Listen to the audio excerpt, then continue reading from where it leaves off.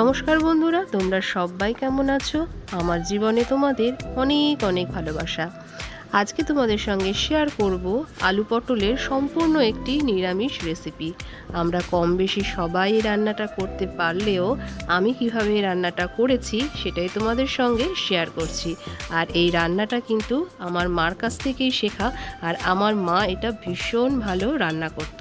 তার মতন করে করার চেষ্টা করেছি মাত্র।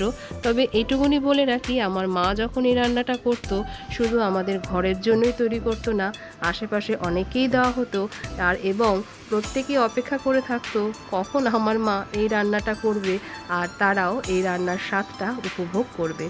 তো চলো, নিয়ে নিয়েছি এখানে আলু, পটল আর পরিমাণ মতন কাঁচা লঙ্কা, আর নিয়েছি পোস্ত। আর এই রান্নাটার মেন উপকরণ হলো বাদাম। হ্যাঁ, তোমরা অনেকেই এবারে ধরে নিয়েছো, ঠিকই আমি বাদাম পটল রান্না করব। আর এখানে বাদামটা ভিজিয়ে নিয়েছি, তবে বাদামটা না ভেজালেও হয়। আর ভিজিয়ে নিলে একটাই সুবিধা, বাদামের চোকলাটা তাহলে সহজেই ছাড়ানো যাবে আর বাদামটা বাটতেও সুবিধা হবে। আর দেখো, বাদামের চোকলাগুলোকে আমি ছাড়িয়ে নিয়েছি। আর এখানে পটলগুলোকে এরকম লম্বা লম্বা করে কেটে নিয়েছি, আর আলুগুলোকেও কিন্তু লম্বা করে কেটে নিয়েছি। তবে আমার মা যখন এই রান্নাটা করতো তখন কিন্তু পটলটা ডুমো ডুমো করে কাটতো, মানে গোল গোল করে কাটতো। তবে আমার আজকে জানি কেমন একটা মনে হলো, বর্ষাকাল তো অনেক দিন হলো পটলটা ঘরে রয়েছে, ভেতরে যদি কিছু পোকা টোকা জন্মে থাকে, তাই আমি এটাকে লম্বা লম্বা করে কেটে নিয়েছি। যে রান্নাতে বাঙালিয়ানা ছোঁয়া আছে সেখানে কিন্তু সর্ষের তেলের উপস্থিতি কাম্য। তাই কড়াইটা গরম হতেই দিয়ে দিয়েছি খানিকটা সর্ষের তেল, আর এর মধ্যে এবার দিয়ে দিয়েছি কিছুটা নুন। এর মধ্যে আমি এবারে পটলগুলোকে ভেজে নেব। পটলগুলো আমি হলুদ দিয়ে ভাজবো না, পটলগুলো হলুদ দিয়ে ভাজলে কীরকম কালো কালো একটা হয়ে যায়, তাই আর পটলগুলো হলুদ দিয়ে ভাজবো না। তবে রান্নাটিতে আমি অবশ্যই হলুদ দেব, তার কারণ হলুদ ছাড়া কিন্তু আমি রান্না একদমই করি না। তবে হ্যাঁ, কিছু কিছু ক্ষেত্রে কম বেশি হলুদ দিয়ে থাকি। আর এখানে তোমরা এটা আলু ছাড়াও করতে পারো, আলু ছাড়া রান্না করলেও ভালো লাগবে খেতে। তবে আলুটা যেহেতু বেশি খেতে ভালোবাসি, তাই আমি বেশিরভাগ রান্নাতেই, বলতে পারো কম বেশি সব রান্নাতেই আলুটা আমি দিয়েই থাকি। তবে হ্যাঁ, এই যে বাদামটা আমি যে ভিজিয়ে রেখেছি, বাদামটা না ভেজালেও হবে। আবার কিন্তু এই যে চোকলাগুলোকেও ছাড়িয়ে নিয়েছি, চোকলাগুলো না ছাড়ালেও হবে, তাতে করে কোনো স্বাদের কোনো রকম হেরফের হবে না।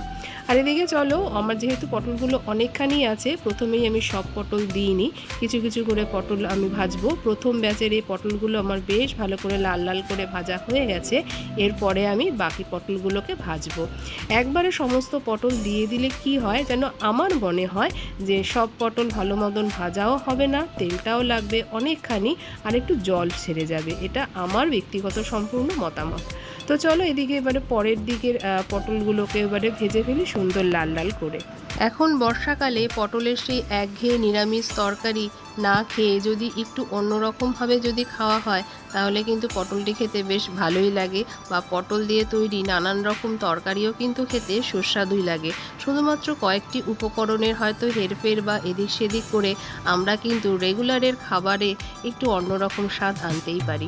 তো চলো, ওইদিকে ওই পটলগুলো ভাজা হোক। এখানে কিন্তু এবারে মিক্সির জারের মধ্যে নিয়ে নিলাম সেই বাদামগুলো আর খানিকটা কাঁচা লঙ্কা যে কটা রেখেছি, আর নিয়ে নিচ্ছি এর মধ্যে পোস্ত।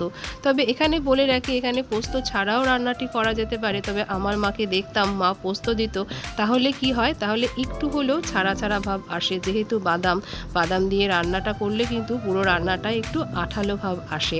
আর যেহেতু ওর মধ্যে যদি খানিকটা পোস্ত পড়ে, তাহলে একটু ছাড়া ছাড়া ভাব আসে।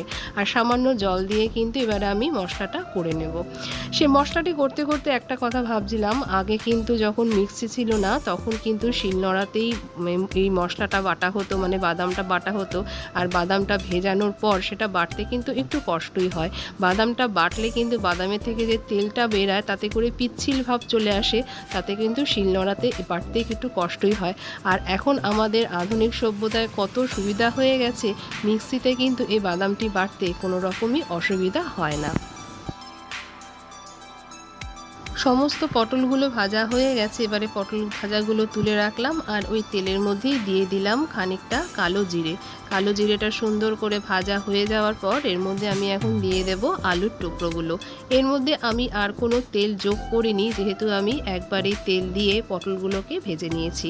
আর এবারে চলো আলুগুলোকে ভালো মতন ভেজে নেব।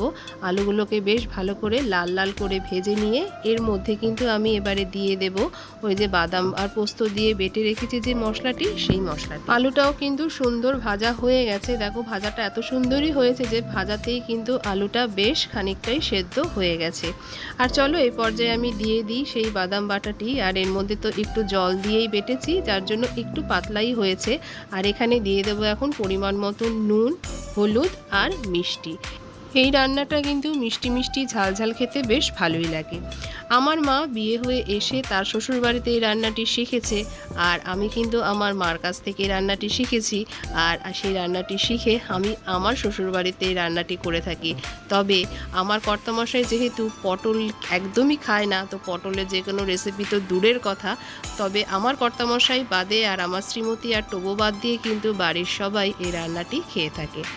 যেহেতু বাদাম দেওয়া আছে, গ্যাসের আঁচটা কিন্তু আমি সিম করেই রাখবো যতক্ষণ না অবধি মশলাটা সম্পূর্ণরূপে কষে আসবে। মশলাটি কষানোর সময় গ্যাসের আঁচটা যদি বাড়ানো থাকে তাহলে কিন্তু নিচটায় ধরে যাওয়ার সম্ভাবনা থাকবে, আর সেক্ষেত্রে মশলাটি কিন্তু ভালোভাবে একদমই কষানো যাবে না। মশলাটা কিন্তু বেশ ভালোভাবে কষে গেছে। দেখো সাইড দিয়ে তেলগুলো ছেড়ে এসছে, মানে এখানে কাঁচা গন্ধটা, বাদাম আর পোস্তর কাঁচা গন্ধটা চলে গেছে। আর এবারে কিন্তু আমি দিয়ে দেব পরিমাণ মতন জল। প্রথমে আমি জলটা দিলাম যেই মিক্সিং জারটার মধ্যে আমি মশলাটাকে ধুয়েছি, সেখানটা ধোয়া জল দিলাম। আর সেটা ধুয়ে আর কি, সে জারটা ধুয়ে জল দিলাম। আর এরপরে দিয়ে দিলাম পরিমাণ মতন জল। ঝোলটা যেই ভালোভাবে ফুটে আসবে এবারে কিন্তু আমি দিয়ে দিলাম এই পটল ভাজাগুলো। তবে খুব একটা বেশি পরিমাণ আমি জল দিইনি, তার কারণ আলু আর পটল ভালোভাবেই ভাজা আছে, সেদ্ধ হতে আর বেশি সময় লাগবে না। আর এই রান্নাটিকে আরও বেশি সুস্বাদু করতে আমি এখন এর মধ্যে দিয়ে দেব পটল ভেজে তুলে রেখেছিলাম যে থালাটির মধ্যে, সেই থালাটি ধোয়া জল। আর এখন এর মধ্যে দিয়ে দেব দুটো কাঁচা লঙ্কা চিড়ে, তাতে করে এই কাঁচা লঙ্কার গন্ধটা সুন্দরভাবে মিশে যাবে এই ঝোলের মধ্যে। ব্যাস, এরপরে আর কিছুক্ষণ ফোটাবো, ফুটিয়ে তারপরে খেয়ে দেখব আর কিছু নুন মিষ্টি লাগবে কিনা।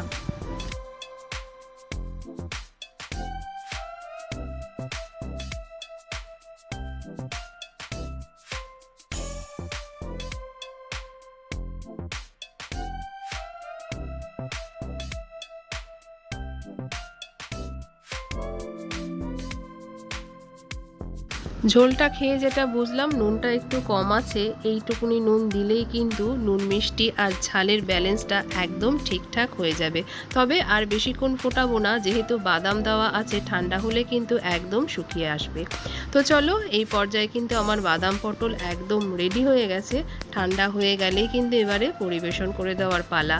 আর এবারে আমি চলো গ্যাসটাকে নিভিয়ে দিই আর রান্নাটা ঠান্ডা হওয়া পর্যন্ত অপেক্ষা করি।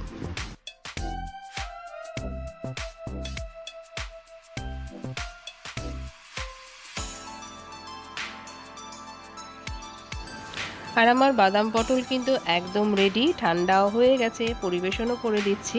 দেখো যে ঠান্ডা হয়ে গেছে কতটা গাঢ় হয়ে গেছে। আজকের দিনে মায়ের কথা ভীষণভাবেই মনে পড়ছিল। মা যদি থাকতো তাহলে হয়তো মাকে খাওয়াতে পারতাম, আর মা তখন বলতে পারতো যে ভালো হয়েছে কি মন্দ হয়েছে।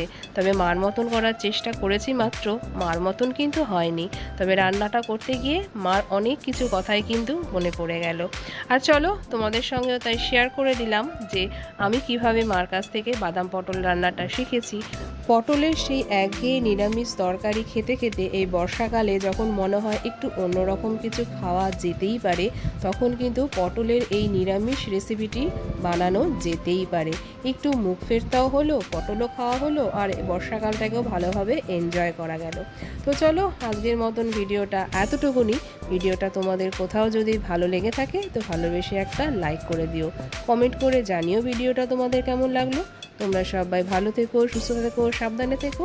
আবার দেখা হবে তোমাদের সঙ্গে অন্য আরেকটি নতুন কোনো ভিডিওর সঙ্গে।